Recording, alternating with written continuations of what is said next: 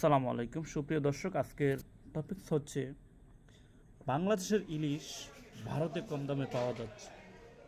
অর্থাৎ আজকের শারদীয় পূজা দুর্গাপূজা উপলক্ষে ভারতের পশ্চিমবঙ্গে পৌঁছে বাংলাদেশের ইলিশ বেনাপোলের কাস্টমস বন্দরের আনুষ্ঠানিকতা শেষে আজ বৃহস্পতিবার 26শে সেপ্টেম্বর ভারতের পেট্রোলপুল সীমান্তে বাংলাদেশের বেনাপোল দিয়েই কলকাতা, হাওড়া সহ 4টি বাজারে পাওয়া যায় বাংলাদেশের ইলিশ।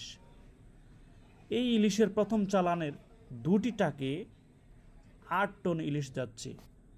সংবাদ সত্যতার জন্য আপনারা যাচাই করতে পারেন। ভারতের সংবাদ মাধ্যম আনন্দবাজার এ তথ্যটি জানিয়েছেন। আগামী 12ই অক্টোবর পর্যন্ত রপ্তানি করতে পারবে বাংলাদেশ।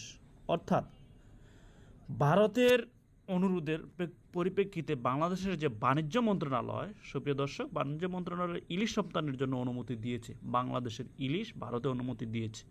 অর্থাৎ 49টি প্রতিষ্ঠান আবেদন করে বাংলাদেশের 2,04,020 টন ইলিশ রপ্তানি করবে বাংলাদেশ।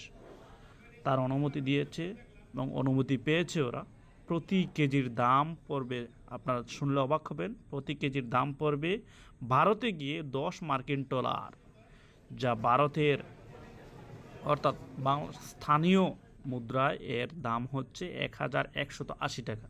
তবে আমাদের যে বাংলাদেশের রাজধানীতে 1 কেজি ওজনের প্রতি পিস ইলিশের দাম আপনারা পাচ্ছেন 1600 থেকে 1900 টাকা।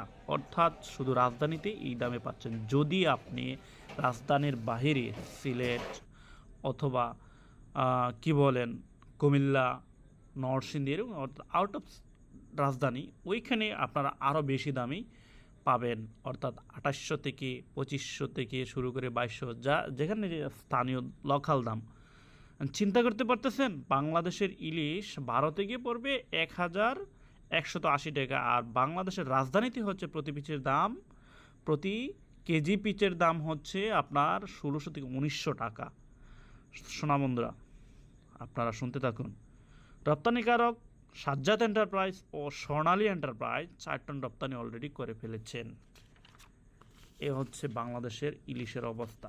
আমদানিকারক ভারতের RS ইন্টারন্যাশনাল এবং RJ ইন্টারন্যাশনাল কার্গো অফিসার জানিয়েছেন, বাংলাদেশের ইলিশ পেতে হলে ওনাদের কাগজপত্র কাজ শেষ হলে ইলিশ দ্রুত ভারতে পৌঁছে যাবে।